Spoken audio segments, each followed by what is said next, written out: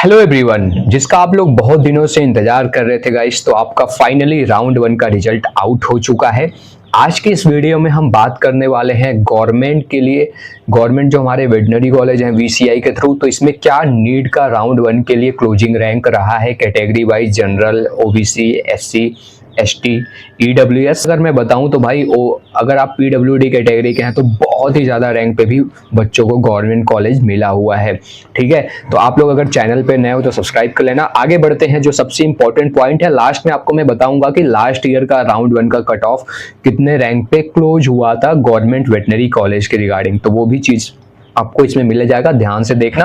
और अगर आप चैनल पे नए हो तो बहुत सारी और भी काउंसलिंग चल रही है, स्टेट में बहुत सारे नोटिफिकेशन आउट हो चुके हैं, वहां पे भी आप अप्लाई कर सकते हो। उसमें ज़्यादा रैंक पे भी आपको कॉलेज मिलने के चांसेस रहते हैं, क्योंकि 85% कोटा स्टेट कोटा के लिए ही रहता है, स्टेट कैंडिडेट्स के लिए। सबसे पहले बात करता हूँ यहाँ पे एसटी कैटेगरी के लिए, तो 2,02,713 रैंक पे आपको ये कॉलेज मिला हुआ है रामायण पट्टी तिरुनेलवेली में।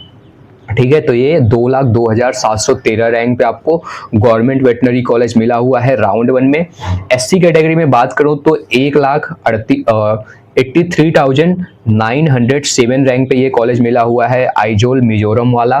तो ये एससी कैटेगरी में 1,83,907 रैंक पे मिला हुआ, ये क्लोजिंग रैंक आपका रहा है। ओबीसी कैटेगरी में मैं बात करूं तो भाई यहाँ पे आपको त्रिपुरा वाला कॉलेज मिला हुआ है, college of veterinary science and animal husbandry. यहाँ पे अगर क्लोजिंग रैंक की बात करूं तो भाई 63,411 रैंक पे ही ये ओबीसी कैटेगरी में क्लोज हुआ है। ईडब्ल्यूएस में अगर मैं बात करूं तो यहाँ पे 69,445 पे ये क्लोज हुआ है। Same college of veterinary science अगर मैं बात करूं आइजोल मिजोरम का कॉलेज मिला हुआ है। और जनरल कैटेगरी की अगर मैं बात करूं तो 62,718 रैंक पे ये आपको college of veterinary science Nagaland का कॉलेज यहाँ पे अगर मैं बात करूँ तो ये आपका क्लोजिंग रैंक रहा है। यानी कि जिस बच्चों ने यहाँ तक अच्छे से काउंसलिंग कराया था उनको कहीं ना कहीं गवर्नमेंट कॉलेज राउंड 1 के अंदर अलॉट हो गया। इसलिए मैं आपको हमेशा से समझाता रहता हूँ।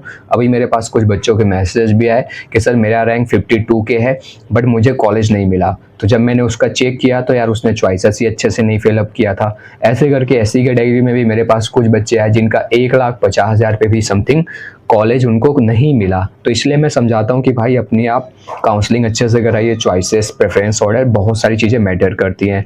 और अगर मैं आपको यहाँ पे बताऊँ कि लास्ट ईयर का क्या क्लोजिंग रैंक रहा था, तो जनरल में 72,000 पे आपको क्लोज हुआ था, ईडब्ल्यूएस में 81,000 पे क्लोज हुआ था, ओबीसी में 76,000 पे क्लोज हुआ था, एससी कैटेगरी में 2 लाख पे और एसटी कैटेगरी में 2,48,000 पे। तो अगर आप इससे कंपेयर करोगे तो कहीं ना कहीं यहाँ पे काफ़ी जो कट ऑफ है थोड़ा सा अगेन इंक्रीज हुआ है। मैं आपको हमेशा से चीज़ें बताता आ रहा हूँ, बहुत सारी चीज़ें इसमें मैटर करती हैं। और जैसा कि आप देख रहे होगे, ज़्यादा जब डिमांड यहाँ पे आता है तो ऑब्वियस सी बात है कट ऑफ बहुत ही ज़्यादा हाई चला जाता है, जो कि सेम इस बार भी हुआ है। काउंसलिंग भी आपकी काफ़ी पहले हो गई है, तो काफ़ी जो बच्चों के रैंक एमबीबीएस में हो सकता है उनको आगे चल के राउंड में मिल जाए, वो लोग भी यहाँ पे अप्लाई करके अपना सीट छेक लिए या फिर आप बोल सकते हो कि उसको रिजर्व कर लिए हैं। तो कहीं ना कहीं आने वाले राउंड में जो आपका राउंड 2 है, राउंड आगे का स्टे राउंड है, वहाँ पे भी आप अच्छे से ट्राई कर सकते हो। बाकी जिनको कॉलेज मिल गया अब आप रिपोर्टिंग करोगे, जिनको नहीं मिला वो अपकमिंग राउंड्स का वेट कर सकते हैं।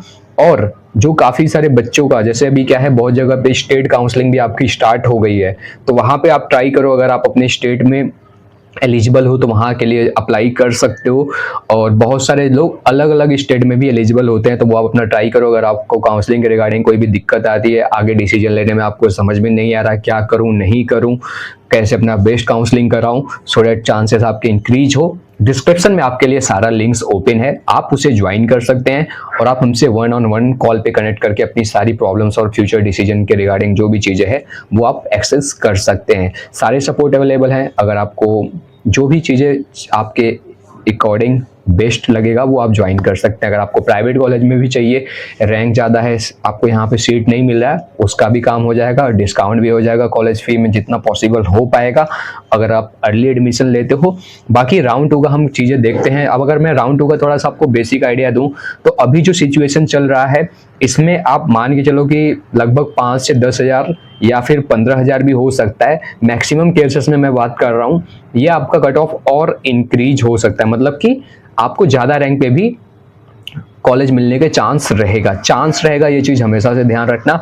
अब जैसे जिनको कॉलेज मिल गया, आप कितने लोग रिपोर्टिंग करते हैं, फिर आगे का सीट मैट्रिक्स आएगा राउंड 2 के लिए, तो वो चीज़ें फिर आगे आपका उसके बेसिस पे चीज़ें अलॉट होगी। जैसे काफ़ी लोग क्या है, बहुत सारे बच्चों को MBBS में भी सीट मिल गया होगा, तो अब वो इधर पार्टिसिपेट कर नहीं करेंगे, रिपोर्टिंग नहीं करेंगे, तो वो सीट आगे राउंड्स के लिए जाएगा। सिमिलर आपका जो फर्दर ईस्टर राउंड रहेगा वो आपका सितंबर में होने वाला है, तो ये सारी चीज़ें रहेंगी। बाकी आप लोग अभी रिपोर्टिंग करो, जिनको कॉलेज अलॉट हो गया है राउंड 2 में अपग्रेडेशन के लिए, फिर अपना चॉइसेस को मॉडिफाई कर सकते हो। अब उसमें ध्यान रखना, नहीं तो क्या होता है कई बार बच्चों को चॉइसेस और कॉलेजेस का उतना आइडिया नहीं होता है।